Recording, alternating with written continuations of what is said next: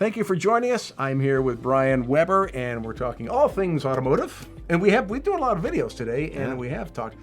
But one thing we haven't talked about, and it doesn't seem like a big thing, but the belts and the hoses. And that's not something you think about a lot on your car. And do we need to think about that? I mean, how often should we think about that? You don't really need to think about it, but you should make sure that wherever your car is being serviced at, maintained, it gets looked at as it should be. You know, the right periodic intervals.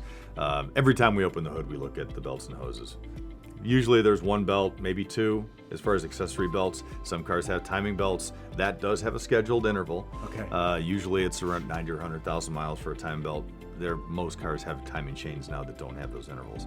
Hoses will last a long time nowadays, providing they're kept clean.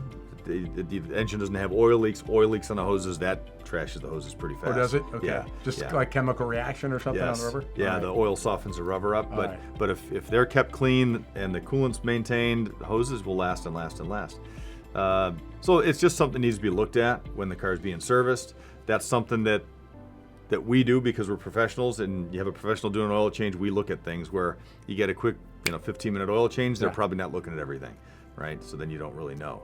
But we look at it when it gets serviced. Even with just an oil change. And they're very, very important. Yeah. You lose a belt, you lose a hose, it's a bad day. That can be bad stuff. Yeah. And we'll have to do a video about that, what can happen one day. You probably won't want to hear it, but maybe you should hear it. But one thing you need to hear is that your hose will get looked at with so much as an oil change. So there you have it. Your belts, you don't have to do a whole lot of thinking about them, but they're important. And one reason you don't have to think about it, because every time you take it in, these guys are going to keep an eyeball on it and make sure they're doing everything they should. So, Brian, thanks a lot for sharing with us. And Weber Automotive, get your car there.